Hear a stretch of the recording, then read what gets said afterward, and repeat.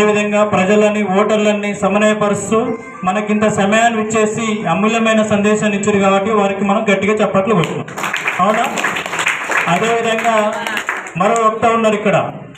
అతి సారు శాంతి భద్రతలను కాపాడుతూ ఒకవైపు వాళ్ళ యొక్క సిఐలను ఎస్ఐలను కానిస్టేబుల్ స్థాయిలో అదేవిధంగా శాంతి భద్రతలలో కాపాడుతూ మన ఓటర్ల సమస్యలపైన, ప్రజా సమస్యలపైన, విద్యార్థి సమస్యలపైన పోరాటం చేస్తూ సారు నేను ఇప్పటివరకు లాండర్స్ శాంతి భద్రతలమైన ఉంటున్నాం అనుకున్నా, కానీ మంచి వక్తగా తయారయ్యారు కాబట్టి సార్కు గట్టిగా కొట్టాలి. మనం ఎంతసేపు గట్టిగా కొట్టాలి.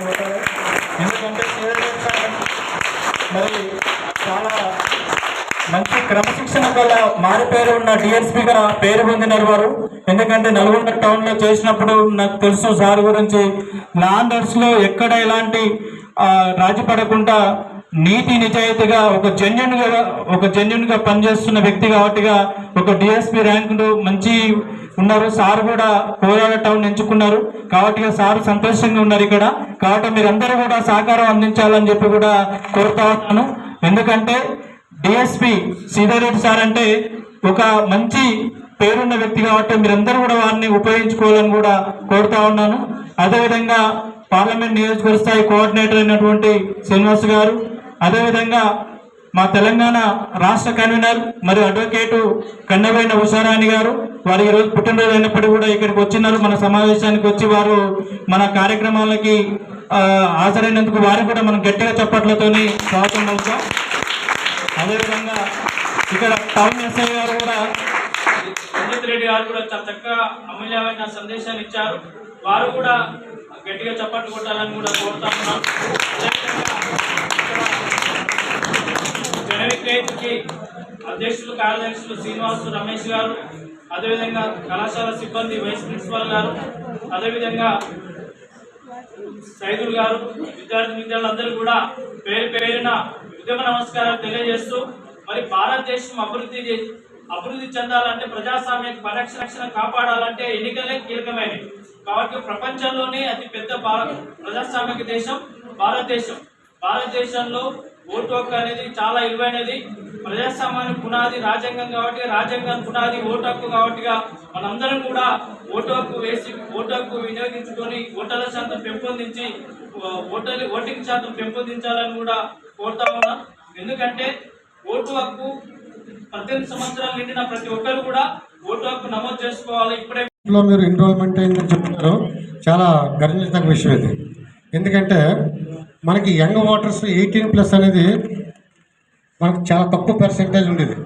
గత 6 monthsలో అంటే లాస్ట్ అక్టోబర్ నుంచి ఇప్పటి వరకు సుమారుగా 5,000 మంది ఓటర్స్ని ఎన్రోల్మెంట్ చేయడం జరిగింది. అంటే 1.5% చేయాల్సి ఉండేది. ఇప్పుడు నీకు ఎవరు ఇష్టం లేకపోతే నేను వేయదలుచుకోలేదు అనే ఒక ఆప్షన్ కూడా ఉంది. ఓటింగ్ మిషన్ నోటా అంట. నీకు ఎవరికపోతే నాకు ఎవరు నచ్చలేదు నిలబడ్డ క్యాండిడేట్లు అని కూడా నీ యొక్క అభిప్రాయాన్ని నువ్వు నిజాయితీగా వెల్లడించవచ్చు. అలాంటిది అంటే ఓటింగ్ ప్రక్రియ అనేది ప్రపంచ దేశాలని చూస్తాయి. మన దేశము ప్రపంచంలో అతిపెద్ద ప్రమేయ దేశం, మీకు తెలియదు. ఇప్పుడు ఈ ఎలక్షన్లో జరగబోయే ఎలక్షన్ దాదాపు అంటే 99 కోట్ల మొట్టమొదటిసారిగా 2 కోట్ల మైలురాయి మనం దాటబోతున్నాం. అంత పెద్ద దేశం ఇది. సో అదే ఎవరికి వాళ్ళు నేను వేయలేదు అనుకుంటే 99 కోట్లకు వస్తుందా? సో ఇది దేశం యొక్క ప్రపంచ దేశాల ముందు దేశం యొక్క శక్తిని తెలియజేస్తుంది. 99 కోట్ల మంది ఒక్క రోజు ఇంట్లోకి వెళ్ళి బయటికి వెళ్ళి ఓటు వేయడం ఏంటిది, ఈ దేశం యొక్క గొప్పతనం ఏంటిదని ప్రతి ఒక్కరు ఆలోచిస్తారు. అమెరికా లాంటి దేశాల్లో సాధ్యపడదు. ఇంటికా నుంచి ఓటింగ్ వేసే సిస్టమ్ ఉన్న కానీ సాధ్యపడదు. కానీ భారతదేశంలో ఇంకా అది ఉంది. దాన్ని ఇంకా మనం పట్టు కోల్పోకుండా ముందుకు తీసుకెళ్లాలంటే మాది ఇంకేంతో 20 ఏళ్ళు బతుకుతాం, 25 ఏళ్ళు బతుకుతాం. నువ్వు ఇంకా 50 ఏళ్ళు 60 ఏళ్ళు బతుకుతాం. అవునా కదా? మరి మీకు మాకు తేడా ఉండదా? మీరు ముందుకు తీసుకోవాలి. 400 మీటర్ రిలేలో 100 మీటర్ బ్యాట్ అనేది ఇచ్చినట్టు ముందు జనరేషన్ మీకు బ్యాట్ అనేది ఇచ్చిపోతుంది. మీరు ముందుకు తీసుకెళ్లేవాళ్ళు. సో మీరు ఫస్ట్ డిసిప్లిన్గా మీరు దీని గురించి అవగాహన చేసుకొని మీరు ఇంకో 10 మందిని జాగ్రత్త చేయాలనే ఒక ముఖ్య ఉద్దేశంతో ఈ సమావేశానికి వచ్చిన. లేకపోతే నాకు ఇక్కడికి వచ్చే సమయంలో నేను ఇంకా చాలా వ్యవహారాలు చక్క పెట్టుకోవచ్చు నా ఆఫీసులో. అర్థమైంది కదా?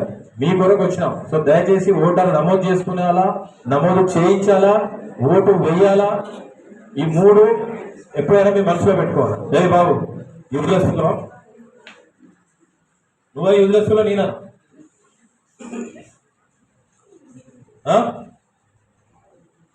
Have some manners. ఆ మొబైలే నాశనం చేస్తుంది మనిషిని. అట్లా కాదు, డోంట్ టేక్, అవసరం లేదు. ఒకసారి తీసినాం అయిపోయింది. మనం నాశనం చేసేది ఆ మొబైల్.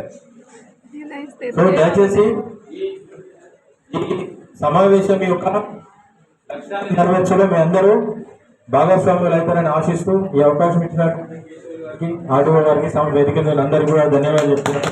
Thank you.